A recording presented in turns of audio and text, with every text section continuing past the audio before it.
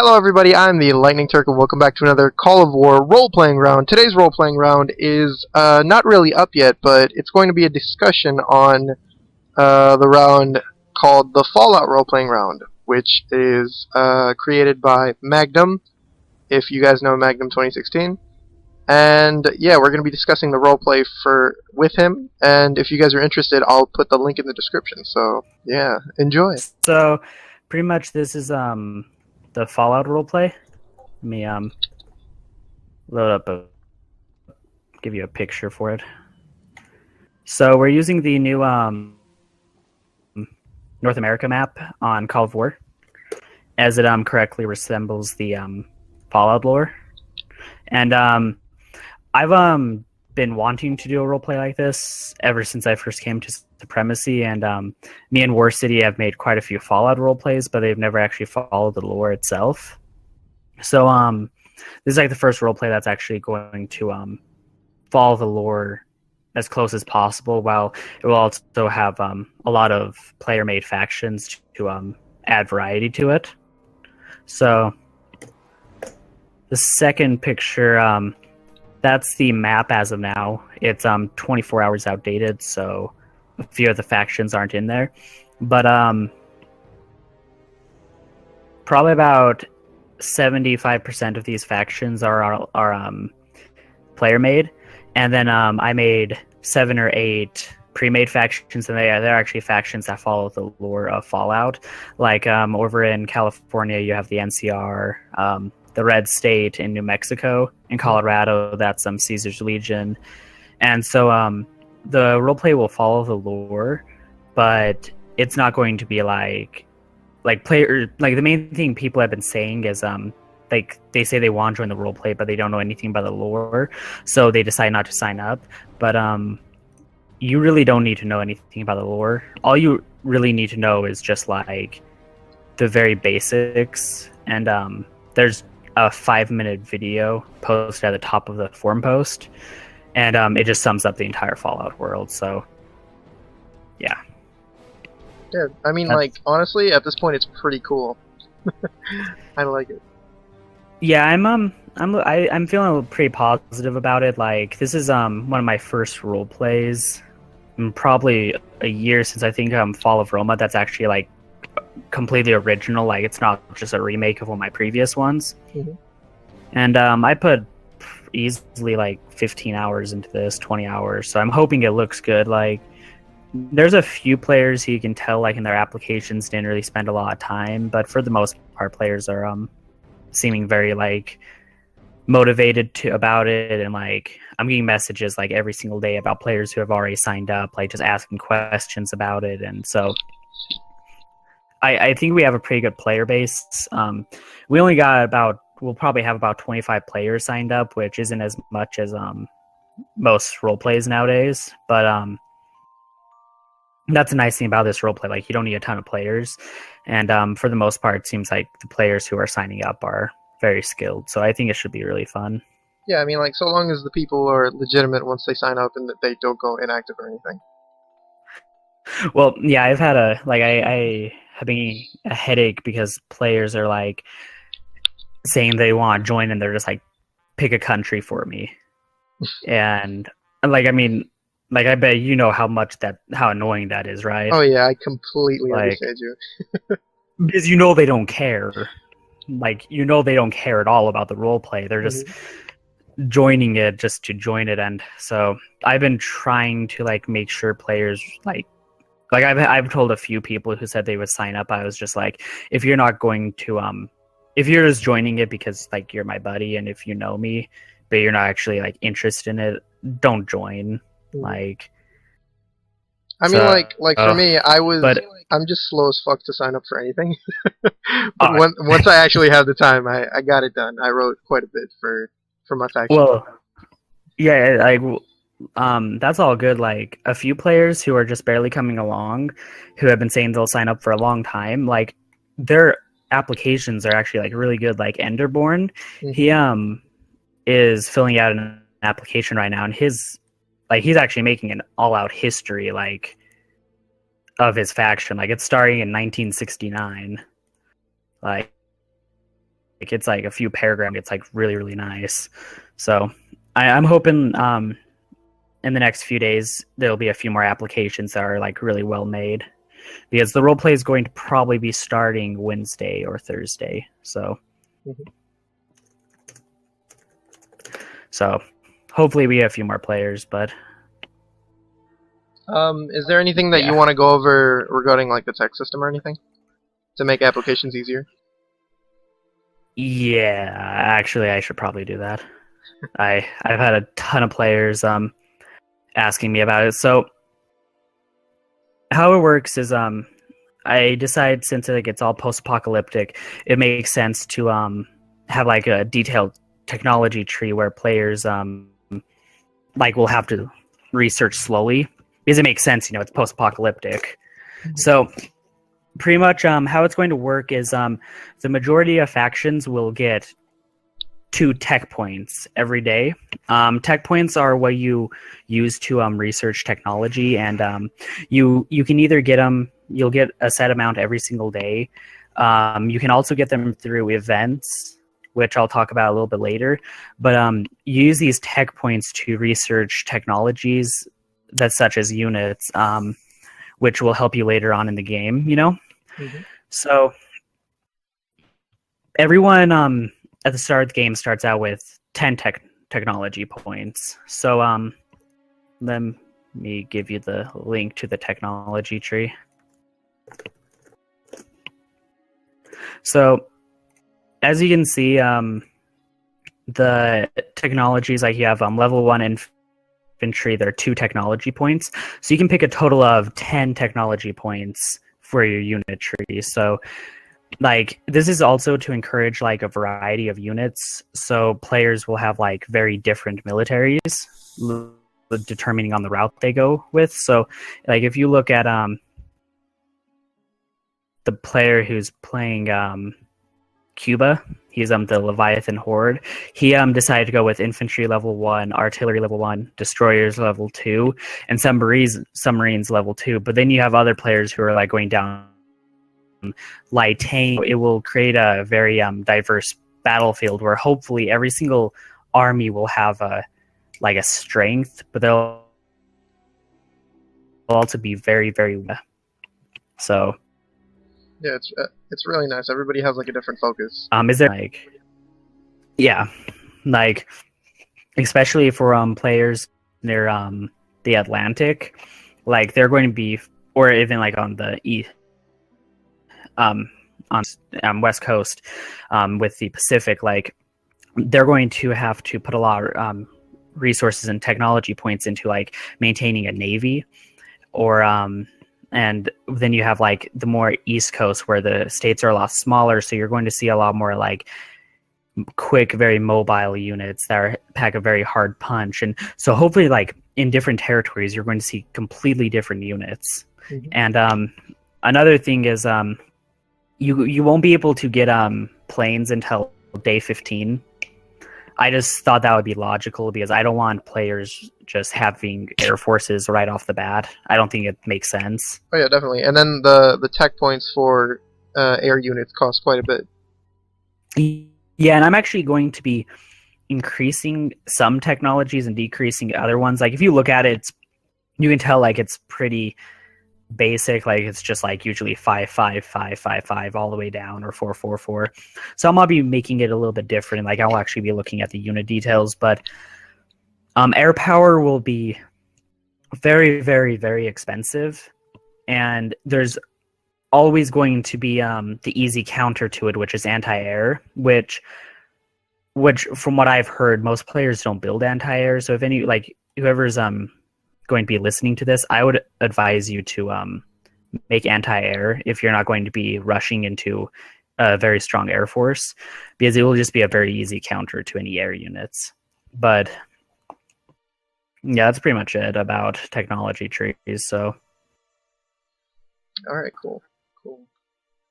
Yeah, sorry, I don't really know where to go. Like... No, it's perfectly fine. I mean, like there isn't really much to it. It's just these sorts of videos give like an incentive for people who watch my channel or like any other channels to like join. Like it's not super difficult to write an article or like a sample or something, like an application. Hmm. Well, like I don't know. I actually feel really positive about this role play. Like, what's his name? Let me. Zango. Do you know who he is? Yeah, he applied with one hell of an article.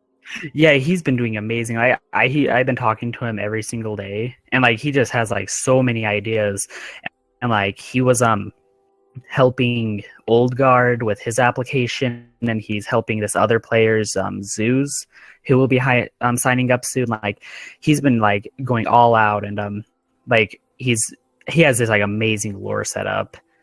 And like there's been a few other players who are just like that, and like I feel I'm pretty excited just because you can tell like a lot of players are excited about it. It's amazing to see everyone like really legitimate within Call of War, especially because like I haven't seen many Call of War roleplays go very well. Well, like yeah, like the only ones I know of are I think John Pete had a successful roleplay. I had my modern roleplay a year ago, and then that's pretty much it. Mm-hmm. And then the Ashes wasn't half bad. It's pretty good. Oh yeah, Ashes, which I think is it still going on, or yeah, is it? It's still going on. All right.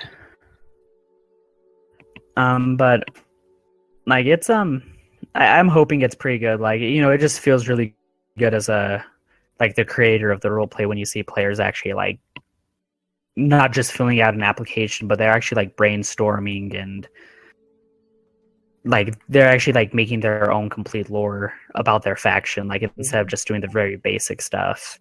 And that's one of the reasons why I think post-apocalyptic roleplays are just so fun, because there's just so much maneuvering that you can do. Mm-hmm. So, is there anything anything you would recommend for people that are applying? Anything else? Well, don't like honestly, like if you're not going to like log in every day, do a good article, and like look, I don't know, like there's a few players in the roleplay who English isn't their native language. Mm-hmm. So like I don't care like if your grammar's bad or like if you're like I don't care about that. Like it's all good. I'm just happy you're trying. But like if you're just going to join the roleplay and just like half-ass an article and like not even you're just doing it just to be in a roleplay, like please don't join it, because it just makes everyone sort of demotivated when by day 5 half the roleplay is inactive. So if like this roleplay will be I think it's going to be very, very fun, and I think it has the potential to last a very long time, but only join if like you actually like read the entire forum post and you like know about the Fallout lore a little bit, and like just say you're actually making an effort. Yeah. But like another thing is like I would advise everyone to just read through the forum post. I know it's a lot, and like watch the 5-minute video at the very top, like because a lot of players, I think, when they see the Fallout name, like with Age of Redemption, like it's sort of like its own lore. So like it's you just read the lore and it's easy to understand. So like it's a lot more easy for players to get into. But like with Fallout, it has this like gigantic lore. So like a lot of players are like, oh, I don't want to get involved in this. But you don't need to know that much. Like just the one thing I could say to everyone who's like thinking about filling out an application, just actually read through everything, like, and hopefully you'll get an idea on how how well made this roleplay is, and how it's pretty relaxed, and how you don't actually need to know that much about the Fallout lore. So let me see if there's anything worth noting. So pretty much with the players themselves, one of the main things I think is pretty cool about this roleplay is the like discovering other factions, because this isn't like a normal modern roleplay where you're just going to like everyone knows where every country is, in this roleplay no factions know the other one exists. Like the NCR has no clue about the Legion, or even like the factions that border each other. They don't know each other exists, just because the wasteland is so huge. And Like if you look at like you're Alaska, correct? No, I changed my country. Oh, you did. I'm what's it called? Oh, I'm oh yeah, Mexico. you're in Mexico. You're Yeah. East Mexico. Well, um, so like that's a perfect like East Mexico. So you got like your territory is a little bit smaller, but like your faction doesn't control that entire territory. It's not like you just have complete control over it. You like control the outposts in it, but like raiders still run rampant. Like it's not like your people have a complete lockdown of the you're in within your borders. Yeah, especially for a And country like mine where it's like it's controlled by a cartel in itself. Like it's pure corruption. exactly like in more well, I don't want to say civilized, but in more like advanced factions, like you got like Caesar's Legion, like there's not as much crime in their faction just because people know like if you do anything you're gonna get murdered. But for the or like the NCR, since it's more like actually like a reborn nation, but like players don't really realize like what's out there. Like if you're in California, you have no clue what's going on in like Utah, which is just 2 states over. Like, so how that's going to be represented is when the game starts, no factions know that the other one exists. And this is like probably one of the most important features of the roleplay. So how players are going to discover that the other faction exists isn't just like the normal way where like they just sort of roleplay it out and they're like, oh hey, I discovered you, because I don't want a player like sort of being unrealistic and making contact with like the complete other side of the country by day 10. Like I want the roleplay to be in like day 30 and factions are still just discovering each other. So how it works is players at the start of the game are to act as if they know nothing of other factions. They can act off of rumors from like caravans and convoys and stuff, but they are not allowed to actually like make initial contact until they do the following. What you have to do is either you have to send like a unit into their faction territory, and you have to either go into one of their cities, or you have to make contact with one of their other infantry units.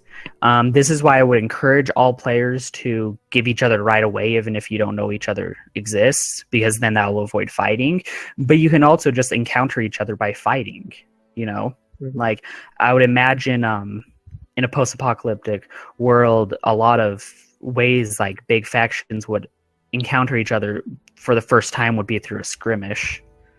So, but like another thing is players need to understand that skirmishes are like encouraged in this game. Like I want players to like go into another faction's territory, take a city, like roleplay about how they raided it, and or like, you know, they sent a message and then they just leave, and then I want the other faction to like retaliate. But I don't want like someone just taking one province and the other country just goes all out crazy and decides to declare war and just do a complete invasion of the other faction, because that's just not realistic, you know. Mm-hmm.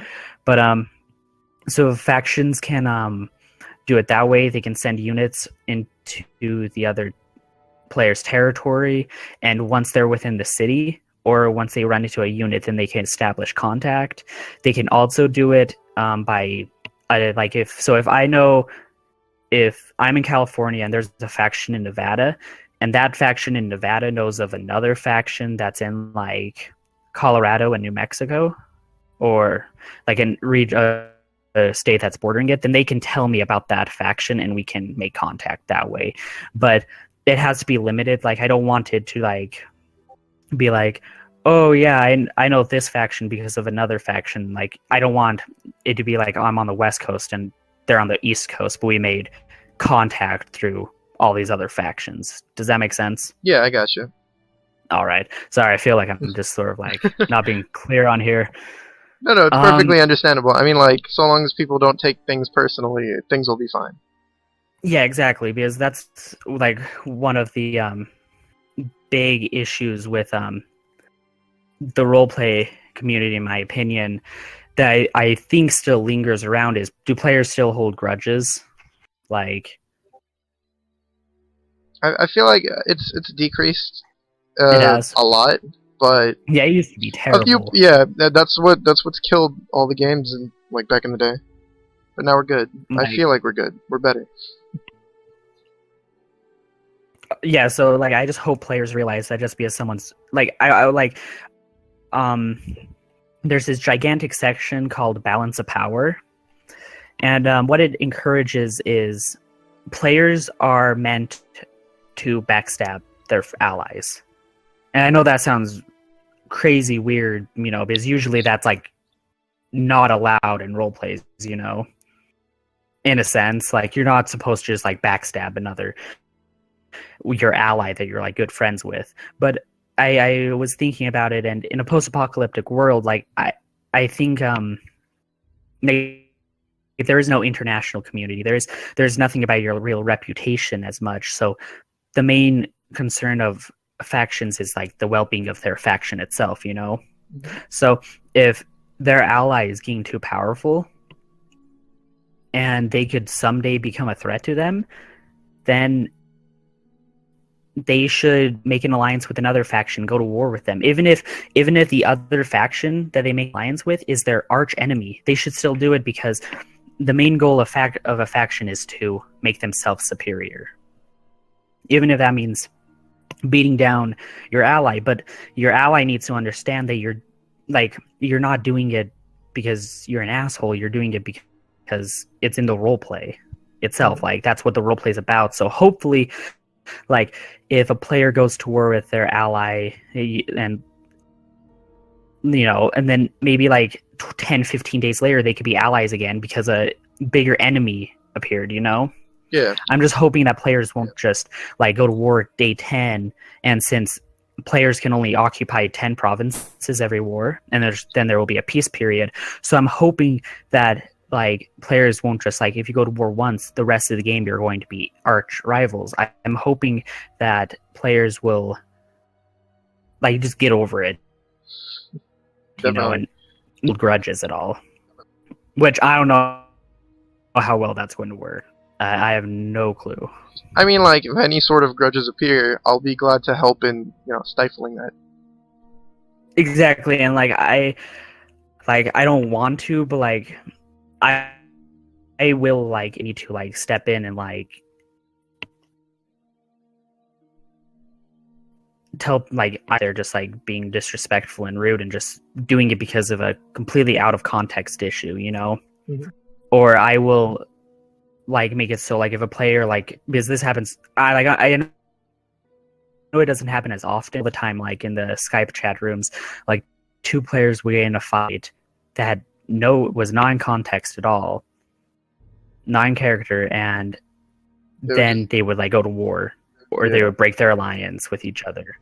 Like, if that happens, I will, I guess, like veto it. I will say, no, you can't do this. Like, it doesn't make sense. Like, in the past, I've been really lenient with my adminning, and I've been like letting people, just sort of do what they want as long as they don't go totally rogue and stuff. But this game, I'm going to be a lot stricter. So, just anyone who will be listening, just make sure you don't break the rules, and especially like don't use gold, don't like break the rules of the tech tree, because if you do, like there will be major consequences, which will be decided by how extreme the offense was and like what you did with whatever you did. But so don't cheat. Yeah. Yep. And if they do cheat, I'm watching them. Well, and that's another nice thing about post-apocalyptic roleplays. Like, players can like just completely wipe them off the map. You can't do that in a modern roleplay or anything. Yeah, or else that would just, cripple the roleplay. Even if it's like a minor country like Vietnam or something, you can't do it just because it's sort of like, it makes it so you're not immersed into the roleplay anymore, because it's such a direct change, from what's really happening. But in this roleplay, like, if anyone's being a troublemaker, I'll just have players declare war on them and cut up their faction, pretty much. Um, so this is one thing that I actually am still working on. It's the events. This is something that I think is pretty cool. What I'm going to do is I'm going to use a random number generator, and what it will be is like every faction will have like a number, and then I'll also do like the West Coast, East Coast, Midwest, like I'll even do like the entire United States. And every 2 to 3 days I'm going to roll an event. Now these events can be very, very minor. They can just be like your scientists discovered, like, made a major leap in their technology, so you gain some tech points, or something very simple like that. Or it can be something really major, like an actual like quest for all the factions in that region. Like they will have to like go to a certain province and like keep it for 5 days, or like something like that, you know. Mm-hmm. And like, and if they actually manage to do it, then the rewards would be like very huge. Either they'll get a ton of tech points, or I will use the gold I have in the game to spawn in some resources for them. So that'll be like just a little like fun thing that I hope players will get into, because I don't think the events in the roleplay should just be determined by the players, because there is so much more going on besides just the factions. So like one of the things could be like an ancient bunker begins transmitting a message, so all the factions who like are within the transmission range will then be told where it is, and they will have the choice to either just not do anything at all, or they could go in and conquer that province, and they'll have to hold it for however long it takes to get the vault door open, and then they will, you know, reap the benefits, and like factions can team up and like split the resources that they find, or it could cause like entire huge regional wars over just a simple little event. But hopefully it will just sort of spice up the gameplay without making it like unfair. And I think that is it, pretty much. All right. I mean, like, is there anything else that you might want to mention, or? I don't know. Got any ideas? I mean, like, not really. Oh, right. One minor thing. Say I completely get eaten by someone, but I want to still be in the game. Can I join as New Vegas, just like a one province minor? Yeah, I mean, you know, honestly, like if you get wiped out early game, because I love it how the first person that applied was applied as someone who applied for New Vegas. Yeah, that was just hilarious. Yeah, well, it bummed me out because like New Vegas is such a major like faction in the game, but it's actually not playable as a country. So that sort of like takes out some of the fun. But if a player gets annihilated, especially early game, I would totally be okay with them setting up a faction on the other side of the map or something. If you get like completely defeated, can you rejoin the game? I don't know. I mean, like in Supremacy, not really, no. But here, well, that the moderators, the like GOs, they can move players around, can't they? Oh yeah, but it's sort of different for each game. I'd have to talk to one of the GOs on Call of War, to be honest. Yeah, and I'm not sure how much the dev team will help in this roleplay, since the Call of War community sort of has caused some issues in the sense of role-playing. Yeah, I mean, like, hopefully this will be something to expand the role-playing community. That's why I'm hoping it will be too. I'm hoping that this will be like a start to a series of role plays by me and other players in Call of War to sort of revive the community, because the Call of War community it's actually very, very large. I think I could even say it's almost as large, if not larger, than Supremacy's. Is just not as well like skilled, and because they don't have the major role plays that Supremacy has. So I'm hoping that if some really good role plays come out, then the community can actually like get its full potential realized. Yep, and the RPU will be there to help you. I got you. Exactly. All right, so that's pretty much the video. Yeah. Oh, and so The roleplay will be starting most likely Wednesday. That's not like a certain date, but that's probably when it will start. Wednesday or Thursday. It will probably have a 2-day land swap period just to like get the NCR, Legion, and those countries to take their territories, and then the roleplay will start, and hopefully it'll be a lot of fun. If anyone has any questions, you can always check the forum post and ask, or you can always message me on Discord. So, yeah, that's pretty much it.